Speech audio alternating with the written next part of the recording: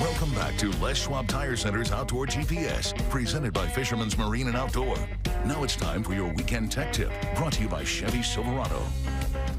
Welcome back, everyone. Now, in this Chevy Silverado Tech Tip of the Week, it just recently came up. As a matter of fact, when I actually noticed it, I was in the midst of putting a full fishing leaderboard together of Yarnies, so it worked out perfect. Was how I was talking about over the last handful of years of tying a Yarnie without having any special tools like a vise or any of that kind of stuff, which we've all done that. This just eliminates all that stuff, and it's a very simple knot to tie. In the end, it's just your standard egg loop that's modified a little bit by adding a loop to it to hold the yarn, okay? Now, that being said, we're gonna get to that in a second. I got my bright yellow line here, big 3/0 hook, 4/0 hook, whatever it is to tie this up. But ultimately what you're gonna end up with is a Yarnie, and then you're gonna have the ability to put a gob of eggs there. Now, for that matter, I love running a shrimp tail right there, any number of things that you can put in that egg loop, but of course, eggs are gonna be the primary bait that you're gonna put in there, so that you end up with that eyeball of the Yarnie, and then of course, the scent and eyeball of the eggs that you put in there. Now, it is one of the sexiest baits there is, okay? It's hard to argue you know, with the size 1 hook, which is what I typically tie these with. You can also tie them with a 1/0 if you wish to. A size 1 is about the smallest that I'll generally go. A size 2 you can do, but it's pretty difficult to get your fingers right, at least for me, to get it all tied up on such a small hook. And with the Yarnie, you really don't need to go very small. But that size 1 for me at least has been that perfect size. And I'll either use the black version of the Brad's hooks, or I'll use the red. It all depends on what I guess what you have handy and what you want to put together. But ultimately, that's what this bait's going to look like, is that Yarnie with a little gob of eggs right here. And again, just deadly effective. You can fish it a number of different ways. You can drift fish it old school with just a slinky and drift fish it. You can fish it underneath a float like you're going to be bobber dogging. There's a number of ways that you can fish it. You can free drift them. You can do your double rig setup if you want, run that Yarnie above, which I don't understand, but people do it. You can run your Yarnie and eggs up above and then your bead below it. Very effective. Just a lot going on there. But at the very least, we're going to ultimately get to this point where you have that egg loop right here, and you can't really see this. Let me show you that here on this black pad. Just out of the way. That's what you're going to end up having when everything is said and done. You're going to have your Yarnie, and you're going to have an egg loop that you can, of course, open up and close whenever you want to. So let me show you that knot, okay? Again, this is a very, very simple knot. All it is your standard egg loop, okay? Egg loop knot, but you're going to add a loop to it, just like this. So you go through your eye just like normal, and then you're going to grab that tag end, and you're going to give yourself a little bit of space. You are going to waste a little bit of line here. I hate doing that, but it's okay. You're just going to make a loop just like that. So you run it through and run it back through the eye. So now you have that loop that's at the back of the hook. Now this is either a 4 or 5/0 hook, and obviously line that you're not going to. This is simply for display purposes, everyone. So now that you've got that line through there, you got that loop behind the shank of the hook, okay? I want to have a little bit of space there. Just imagine if you have that size 1, same thing. You just want to have that loop behind it where that yarn's ultimately going to go. One of the tricks here, though, is when you're going to start your tying of that egg loop on here, don't tighten it up too much. You want to be able to move this tag end when the yarn is in there without burning your fluorocarbon, okay? Meaning that if you wet it, sure.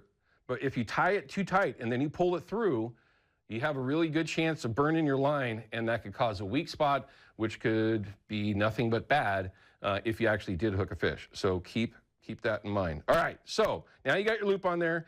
This hook is huge, so again, understand that. I'm going to give this 10 wraps, okay? Now, I'm only saying that because that's the amount of wraps that I like on any of my egg loop is 9 to 10 wraps, and I'm going to put 10 in here. So there's 1, 2, 3, 4, 5, 6, 7, 8, 9, 10. And now that you've got that tied on there, I'm going to back it up a little bit. I'm just going to roll it a little bit, make sure that it's not too tight. Again, even though this is a display, I want to be able to pull that tag end. Now that I've got my loops on there, I'm going to come back. I'm going to finish off my egg loop just like you normally would. Run that other tag in through the hook eye. So now you have 2 of them hanging out there, okay? And now I'm going to back it up with 4 or 5 more behind it. Finish off the egg loop. You can see that I'm just pulling that tight. And I'm just going to kind of seat it. I'm not going to do anything crazy, okay? So now you end up with your leader coming off there and then your tag end of the loop, okay? So again, it's just an egg loop, and you've modified this particular knot by running that tag through there. With 10 wraps and then 4 or 5 more behind it, you got 15 wraps on there. Once you get that on there, typically there's no way for your yarn to come out of that loop. I've rarely had the yarn come out of this loop. Now, if you hook a fish, I'm certainly one of those guys that will swap out my bait right away. I'm retying if I do hook a fish. This one in particular is wrapped or tied with 12 pounds, 12-pound fluoro, which is what I like with my Yarnies, because obviously I'm not going for stealth here. But in the end, I want to make sure that that yarn stays in that loop, okay? So now we got your hook, you got your loop. I like to take all this yarn that you can see here, all these different colors, and this is just a fraction of what I actually have, because when you go over to Fisherman's, you're going to look at the wall of yarn. It's over by the fly fishing section. It's easy to find, at least at my store, the Oregon City store. You're going to see a wall of different yarn. And you're going to go, oh my God, which ones do I buy? All of them, okay? It's just that simple. Fish Killer Freddy turned me on to that a long time ago. Don't be picky, buy it all. And he's right, because there's so many times where you can just make up your own colors. This one, I love having a red dot. If it's on a bead or not, I want a red dot. I always tie that into my Yarnies 9 out of 10 times. And if it's not red, sometimes I'll tie it in with a little bit of chartreuse so that there's a bit of contrast in there. But with all these colors, you can make very natural combinations of light pinks, oranges, with the white. You got to have that in there. And there's so many different versions. Some of them are going to have tinsel in them. Tinsel meaning that little sparkly stuff, okay? It just changes the look. But the biggest thing that you want to make sure of is that it's tied correctly. So what I like to do is I take all this yarn and I'll pull off some pieces and I cut them all up into about 1-inch chunks, okay? Now, I'm sure you've seen people that'll tie Yarnies and they've got it in an old pin or whatever, and they'll pull 3 or 4 strands of the same color through and they put it in there and they cut it off. I mean, come on. You're not saving any yarn. It's just, it is what it is. When you are tying these, you're going to burn through some yarn. So let's just go ahead, take out a bunch of this, and typically 5 or 6 pieces. I was tying some with 6 pieces this week, just because I could. And I was actually thinking of off-color conditions at the time, and that changed quickly. And here's a little piece of red so that it's right there in the middle. I'll take some more peach, pinkish, and I'll kind of sandwich that in there, maybe a little bit more white. That white, because how many fish, if you're old like I am, how many fish did you catch with nothing but yarn for so many years? By the way, it's still effective. Now, take a look at what you're seeing here. Now, you can see that that's 5 different pieces, 2 pieces of white, a couple of pieces of, peachy and some pinky in there, and then the red right in the middle, okay? So all you're gonna do is just get it in that loop, and this works exactly the same way as if it was on a little tiny size 1 hook, okay? Now, you just get it pinched on there evenly as you can. These aren't going to be perfect, okay? Nothing in nature is perfect. And now, you're just gonna pull that tight. You're tagging for the loop, okay? For the yarn itself. Now you can see that that is on there pretty darn nicely, as a matter of fact. And now the next trick is to have a very good pair of scissors, okay? Because now that it's already in the loop, it's been pulled tight, you're not gonna want, hey, first things first, having something that looks kind of sloppy like that, as long as it's proportionate to the hook you're fishing, there ain't nothing wrong with that. Nothing. That's actually, based on the size of beads that we're fishing and different things, that'll fish fine. I think we've proven that. And when it's wet, it of course will get smaller, shrink itself down a bit. And by the way, it's also a great way to get scent out there. If you didn't want to mess with eggs, soak it down with some of the water-soluble scent from Procure. This just happens to be sand shrimp. That's my favorite go-to.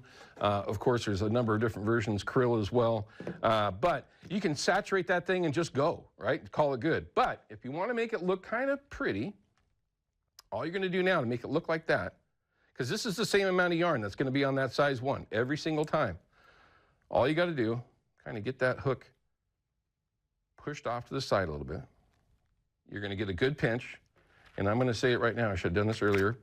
But you need to have a good pair of scissors. And if none of you have used these Kershaw scissors, there's a reason why people buy them out. They are great. Now, good pair of scissors. All you want to do, get a good pinch on there, and then you're just going to go around the outside of your fingers as you're pinching it, and then just cut it off. All you're going to do is just kind of clean up those edges. Again, it's not a lot of rocket science here. But take a look at that. Once you get it all done, now, that's a pretty darn good looking bait. I don't care what you, I mean, right now, yeah, that's a good one. I like that. Now, also, along with that, you're going to take that tag in, cut that off. That's from the loop for the yarn itself. Now you got your egg loop right there. Now you can take and put your small gob of eggs right inside that loop. I say small. You can do what you want. With the Yarnie, you've already got the profile. You don't have to go crazy with your bait sizes. Again, shrimp tail, if it's a sand shrimp tail, if it's a Cooney tail, if it's store-bought shrimp that you're cutting up and curing, you can get in there just to get that scent, a little bit more eyeball to it. But that loop right there, that's the key. And I know I made it look easy, okay, because it is. It's just a very, very simple knot to tie up. I would say the most difficult part about it is once it's tied, you need to make sure that, you know, of course, you've got your 10 wraps here. That's going to give you your gap where those eggs are going to go. But you just want to make sure that when you're pushing your line through to open up that egg loop, that you're getting to it, right? So that you're actually able to push that loop out. Very, very simple. And then, of course, it'll close right back down. And there you go. So there you go. That's the easiest way. And I've tried all of them, it seems like. I've been to multiple seminars at the sportsman shows over the years, trying to figure out the best way to do it. Bought a vise and a base and all this stuff to do it. And then in the end, I get one of my buddies, look, dummy, would you just do this? Done. And you have an egg loop on there. So it's very, very usable. I just tied up a fishing leaderboard, which is 15 slots in the medium-sized fishing board. And I'll probably fish that all the way through the season. Well, who knows? I'll be drift boating a lot more. Might be drift fishing a little bit more, which means más knots. That means more knots. Anyway, all right, there you go. There's your Chevy Silverado tech tip of the week. I hope it helps out in some way. Use it. It's a good one. Size 1 hooks, 12-pound fluoro. You can change hook size if you wish to, maybe a little larger to a 1/0, which is still usable, of course, for steelhead. Getting smaller than a size 1, it does start to get a little bit difficult to tie, but in low, clear water conditions, it might very well be worth tying something on a size 2, something small, where you can still get a little bit of egg on there. As you all know, sometimes that can make the difference or not. All right, we're going to cut to a break. When we come back, we're going to have your deal of the week from Fisherman's Marine and give you an idea what we got going on for this Sunday, tomorrow, which is going to be a great one. I'm excited about our guests finally coming into the studio. We'll be right back.